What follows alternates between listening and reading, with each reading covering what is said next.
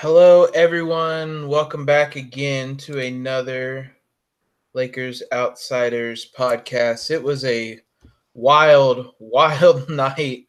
Uh, it was already a fun game. The Lakers home opener against the Rockets. It was a fun back and forth game. The Lakers are hanging close, and then all hell broke loose. So plenty to talk about after that game, which we will get to. But first, start off as always, joined by Hani. Hani, that was a wild game. It was interesting. There's a lot of great basketball played and nothing else happened. Yeah, I wish it'd be a lot easier. We wouldn't be bringing you this podcast at almost midnight Pacific time if it played out like that. Also joining us tonight, filling in for Gary. You have big shoes to fill, Grant. How many potatoes did you bring to this podcast? I haven't gotten any potatoes to bring with me on the podcast. I had potatoes the other night. It was about a big plate of them. So, I've had enough to hold me over. So just in case I had to fill in for Gary, I'd be ready when the opportunity presented itself. Smart man. Always prepared. We'll jump right into it. Obviously, the big takeaway from this game is the fight that broke out seemingly out of nowhere during the fourth quarter, late in the fourth quarter even, of tonight's game between first Ingram and Harden and then Rondo and Chris Paul, and it was just crazy scenes.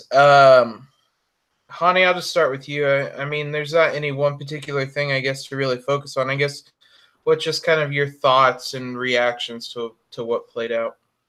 It was really strange. I'm still trying to piece together everything about what happened in the fourth quarter. If anybody didn't watch, obviously there was a really big fight in NBA standards, at least. Basically, Brandon Ingram fouls James Harden on the drive to the bucket, gets really angry about the call, and Ingram had been, like, you could tell he was really mad the entire game at some of the calls that were happening.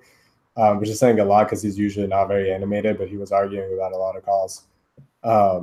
And to his point, the Rockets had 30 free throw attempts to the Lakers 18, so there was a disparity there. But then, yeah, he shoves Harden, and all of a sudden there's Chris Paul and Rajon Rondo punching each other, whether there was spitting involved or not. And Ingram comes back and throws a punch with his massive 9-foot wingspan on Chris Paul. So I don't know who's to blame. I don't know who you call the instigator. Obviously, you don't really love seeing fights in the NBA, but for the Lakers, if there's like a silver lining, it's that you kind of do love seeing a guy like Ingram get as animated as he did and protect a teammate. Ingram's always known as just a super quiet guy, but you can tell he's not somebody you want to mess with, and you don't want to mess with his teammates, as he showed by knocking Chris Paul's jaw. I mean, I'll just throw it to you, Grant, there's a couple things I kind of wanted to add, but I'll just ask you the same question. I mean, what do you kind of take away from this whole incident and just everything that played out? Well, before I get into the incident itself, I want to talk about the reaction on social media, Twitter specifically. I mean, Hani kind of alluded to it earlier when he said that Brandon Ingram is the most animated player on the court at all times, but by no means does that mean that he's not about that life. He's from Kinston. His rookie year, he got into it with DeMarcus Cousins. He got into it with seemingly the whole Milwaukee Bucks organization. And he's always been a player to, stand up for himself, stand up for his teammates. And so he's never been one to shy away from that sort of thing. And so I was kind of surprised at the reaction on Twitter because of that. And that kind of speaks to what we've talked about this whole offseason, that people are going to be watching the Lakers a lot more and being pay more attention to the team as a group. But when you get into the altercation itself, and this is gonna sound really Byron Scotty and like really old school mentality like mindset, but I think that Brandon Ingram was fed up with the calls that Harden was getting, and you hear the way that old heads talk about the game and players talk about the game from other eras, and they call the players soft, and they knock this era of basketball for lacking a certain degree of toughness, which is right. It was just wrong in a lot of cases, but in very very few cases, and I'll add this one into the few cases that are right, that you don't see many plays like Brandon Ingram shoving Harden after the whistle, and that's something that players are gonna take notice of, and they're going to kind of stand up for that. They don't want to have these ticky-tacky calls, especially with these superstar players. Now, hopefully, Brandon Ingram gets to a point in his career where he can get those kind of calls. But right now, he was fed up, and he, took a stand, whether it was right or wrong. But it shows a degree of toughness in Brandon Ingram. I'm not saying he was right for starting all of that, and I'm not saying this situation's right, but at least we saw something in Brandon Ingram. We saw the toughness, we saw the Kingston in him, and yeah, I just think that he was fed up, and this was all a product of that. It really feels like, I don't know. I've never seen Ingram that animated. It was odd almost to see. It's almost like something else had been going on. I don't know if there's trash talking. I know it's incredibly frustrating to play against Rondo. And maybe it was just as simple as that. Rondo, Hani mentioned it. Not only did the Rockets outshoot the Lakers 30-18 at the line, Harden shot 15 times at the line. The Lakers shot 18. So I think that kind of paired with the play itself, where it was just kind of Harden's typical, I guess, initiating contact. Yeah, I guess it all just kind of built up. That's really the only explanation I have, I guess, right now, because it was just so odd. I don't know what else would have caused that, basically.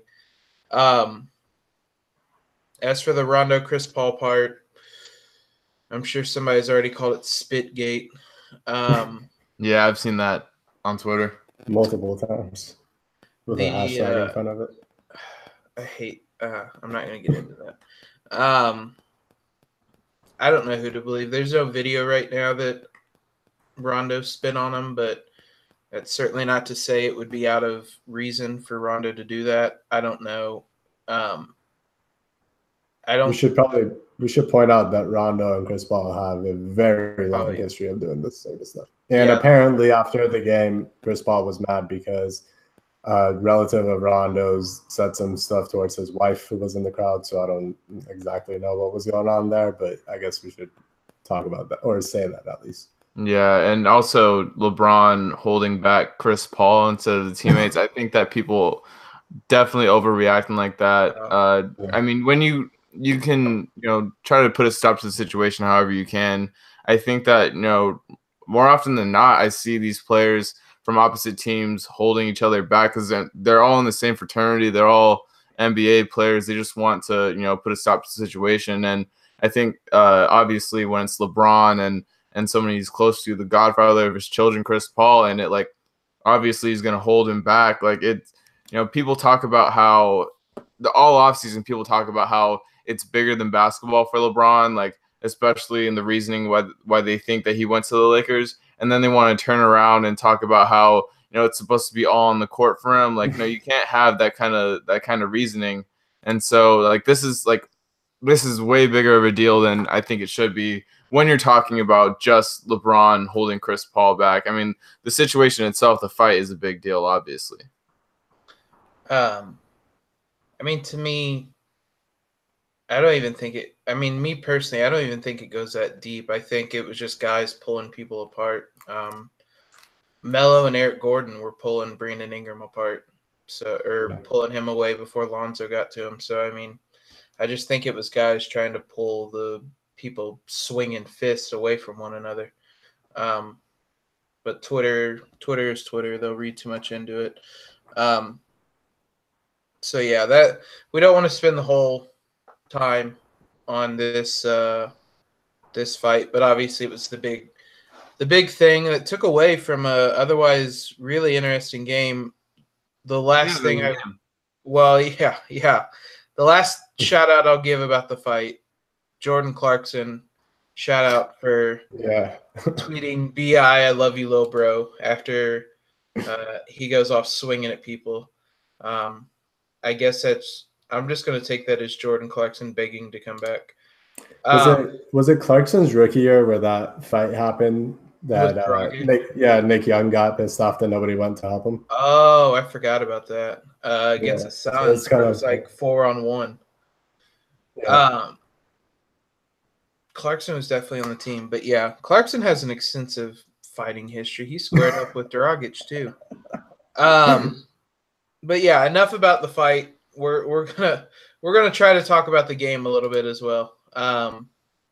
We did this last time. We're just gonna do it again tonight. We're gonna save the overreaction part. That was a opening night thing. We're just gonna do one takeaway a piece from each of us, just from the game as a whole. I'll start with you, Grant. What's kind of your one takeaway from tonight? Well, I'm doing a really bad job of separating this all from the fight, but it's gonna open up more minutes for Lonzo. It's gonna open up some more minutes just in the Lakers backcourt when you're talking about players handling the ball, and we're gonna see a lot more Lance Stevenson, unfortunately. But but we're just gonna see some things shaken up with the lineups, and we're gonna see how Luke reacts to this because if anything, people have been most critical of Luke about his rotations and his lineups in his tenure with the Lakers. So it's going to be really, really interesting to see how he handles these impending suspensions, because I think there's without a doubt that they're going to happen. So that's the biggest thing to me. I was thinking about this after the game. There's probably a pretty decent chance that Rondo just punched his way into the second unit, because it's not unforeseeable or unforeseen that Lonzo's going to start Monday against the Spurs, and if he plays like he did tonight, I don't see him losing that spot. And that's the long-term plan anyway. So Rondo's next game back, he might be on the bench for the foreseeable future. It will be interesting to see what they do with Ingram's spot. I would imagine Kuzma starts. I would hope that there's more minutes for Svi, but he also still kind of has a long way to go. So, Hani, what was your takeaway, I should say, from tonight's game? Kind of similarly, I was kind of looking at seeing what sort of adjustments Luke might make between games 1 and 2. I wasn't expecting a lot because you don't want your coach overreacting to one loss and switching everything up. But just looking at the box score, one thing that stands out is Josh Hart getting a lot more minutes. KCP started again, and we talked about this on Thursday where we said, basically, we don't really mind who's starting. I think you, Jacob, Gary, and I all agreed on this. We don't really care if KCP or Hart is starting as long as by merit one of them is getting the bulk of the minutes, and that was the case tonight. KCP again had a pretty bad game, only 5 points on 2 of 8 shooting. Josh Hart had a better game. He didn't shoot it very well, but he was playing good defense, a lot of hustle, a lot of energy. So I ended up playing 30 of the 48 minutes of the shooting guard spot, basically. So I was happy to see Luke making that adjustment. The other one was that Beasley didn't play at all. I don't know if that's something that's going to stay the course or if it was just a one-game thing. But he didn't change the fact that JaVale was the only true center playing. And I don't know if that's something that's going to be in the works, if Zubats is going to get some time, if Jonathan Williams, who they just signed to a two-way, is going to get some time, or if Mo Wagner is close to coming back and getting some time. But I guess I'll be looking forward to seeing if he changes that up anytime soon. Yeah, I wrote down a couple things. You guys touch on a couple. of them. I mean, one of them I wrote down was the backup center spot, because tonight they didn't play a backup center. I guess Kuzma was that guy. On Thursday they technically played a 10-man rotation, but I think Beasley played 2 minutes. Tonight they just didn't play him at all. So it's interesting. I thought Beasley played decently, more than decently, even in the preseason. So I'm a little surprised that they just haven't went to him in these first 2 games. I don't know if it was a matchup thing. He probably didn't match up great with Capella, but it's not like the Rockets really have any size other than that. So the Rockets pretty much played like the Lakers. Capella was the only center they played the entire game too. So maybe it was a matchup thing like that, but then I don't know why he only played 2 minutes Thursday. I don't know. It's a 2-game sample size right now, so I don't want to read it. Like you kind of mentioned, you don't want Luke to make a ton of changes. I don't want to read too much into it, but it'll be interesting to see what they do with those backup center minutes, because Mo Wagner was back scrimmaging. I think it was yesterday. And Friday, by the time you guys are listening to this. But so he's somewhat close. I don't know if they're waiting on him to come back. It'll be interesting to see. The other 2 things I wrote down. I don't want to harp on this again because we spent a lot of time talking about it on Thursday. The shooting again from 3 was not great. Lonzo was 4 of 8. Everybody else was 4 of 24. So it was a rough night from 3 again. That is a 2-game sample size, obviously, but that was a concern coming in. That was a problem all preseason. That's kind of another reason I would like to see Svi get some of these minutes, that Ingram's suspension will open up, because it's not like anybody else is doing great shooting the ball right now. And then the last thing is, I thought Lonzo played really well tonight. He looked like old Lonzo. 5 of 10 from the field, 6 rebounds, 4 assists. Set up JaVale for the one big lob. He was all over the court, flying around, making plays. That was encouraging to see, especially considering he's probably going to be starting Monday now. So that was a big positive, I think, for the Lakers tonight. So yeah, definitely. I think that if I can just build off of your point, when the beginning of last year, I was kind of thinking out loud that Lonzo, not even in the best case scenario, but the player that you bill him as and the player you want him to be is a really great fit with LeBron, a guy that just pushes the pace and doesn't have the ball stick for a long time and just makes the right reads and sort of plays a little like LeBron in the sense that they move the ball like that, is a really great fit. And the way he played tonight showed that, and especially if he's able to shoot the 3 just at around the same level, if not just a little worse, because I don't think it's sustainable to shoot 50% from 3 for Lonzo all season. Call me a pessimist about that. But I was just really encouraged by that, and especially having a performance like that to build off of and build the confidence, especially going into a start, is big for Lonzo. And I wanted to give a shout out to Josh Hart too, because he's been as good of a fit as anybody has been on the Lakers with LeBron. Just the way that he navigates the floor, the cuts that he makes, the just effort that he puts in on the defensive end of the floor and the offensive end of the floor. I'm convinced that, outside of LeBron, Josh Hart's the best finisher that the Lakers have at the rim. The way he uses his body to absorb contact, the way that he shifts his body in the air, and it never ceases to amaze me how he contorts his body and absorbs contact and finishes at the rim time in and time out. And so if he's able to shoot the ball like he did in Portland from 3, that's going to be huge for the Lakers. He's another guy that doesn't allow the ball to stick. So, when you talk about those three players, those are the three players that I want most in the lineup, especially going into these games where you're going to be without Rondo, you're going to be without Ingram. And so that's the three-man lineup I want to see most. And, Luke Walton, I know you're listening to this podcast. I know we talked about the rotations, we talked about the lineups.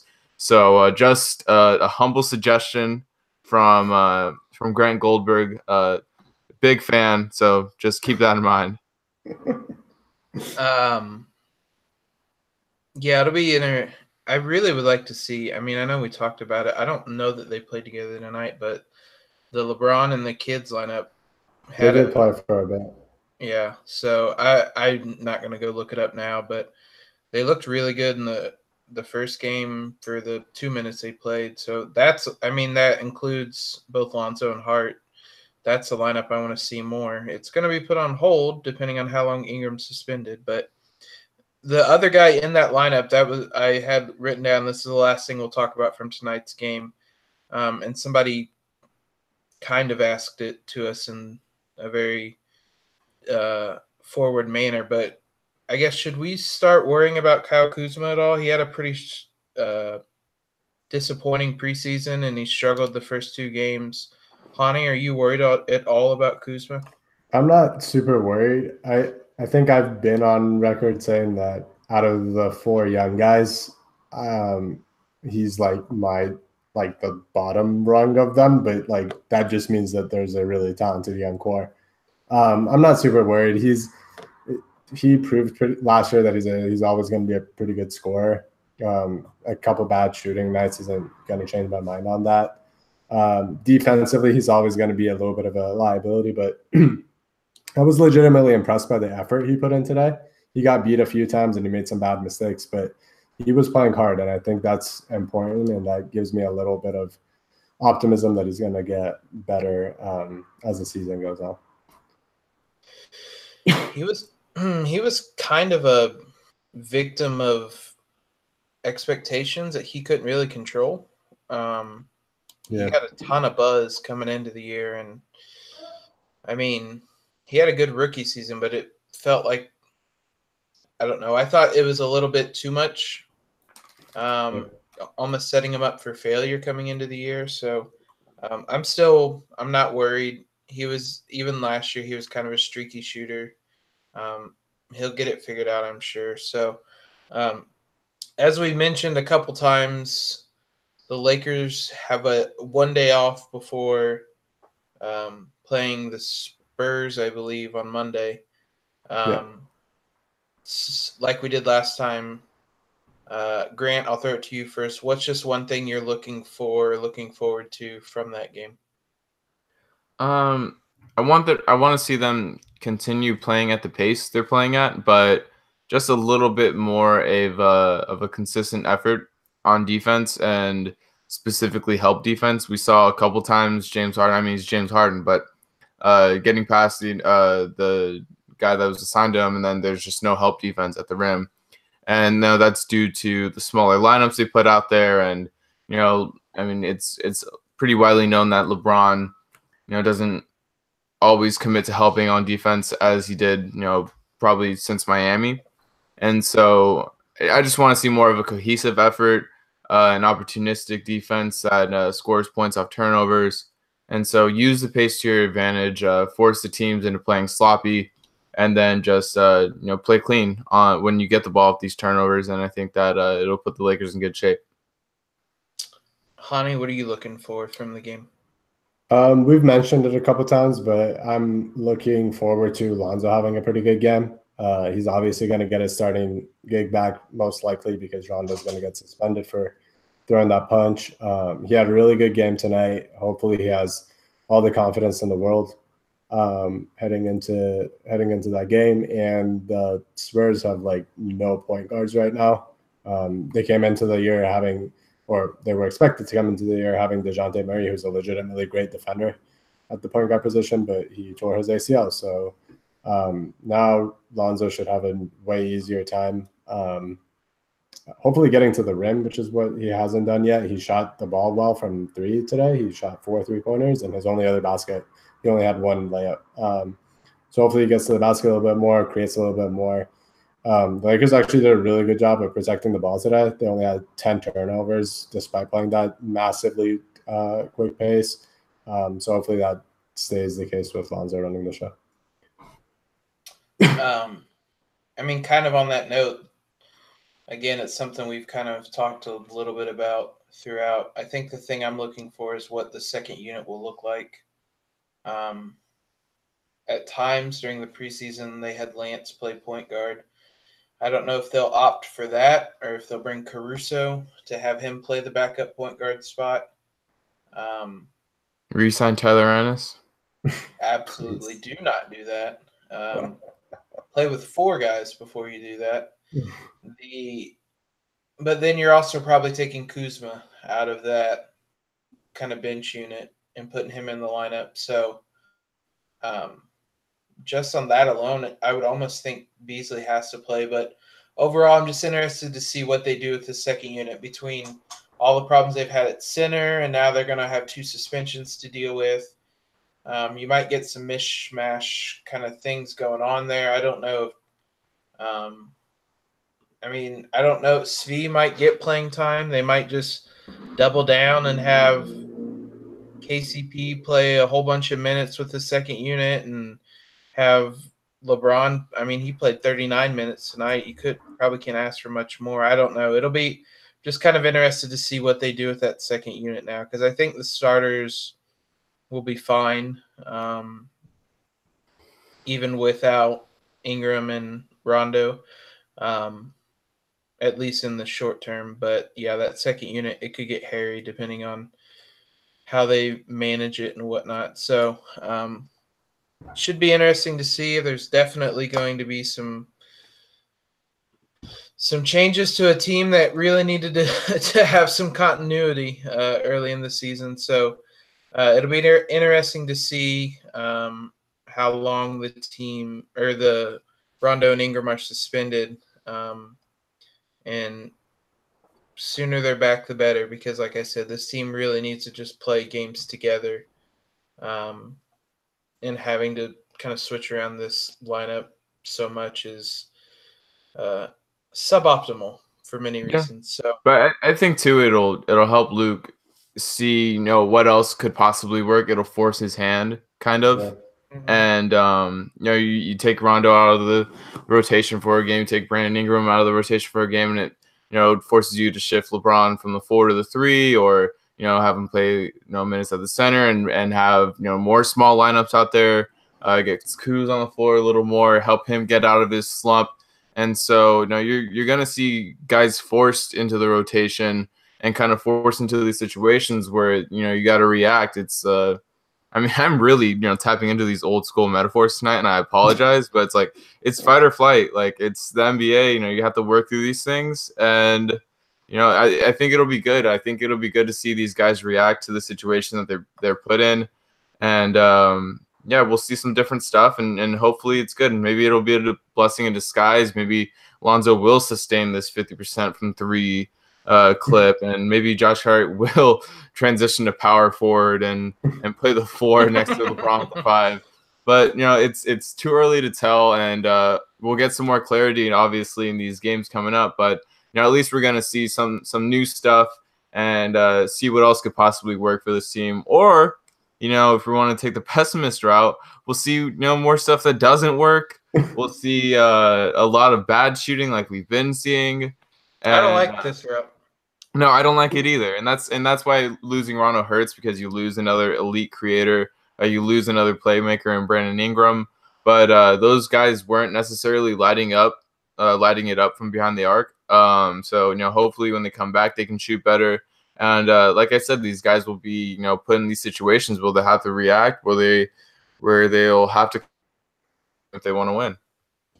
Look, all I know is that I would want Brandon Ingram with me in the foxhole.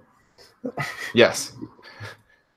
There are way too many Byron references tonight. I'm gonna end this before we get any more. Grant and Hani, thanks for joining. I know it's very late by the time we got to this tonight, but thank you for joining. If you guys haven't already, subscribe to us on iTunes.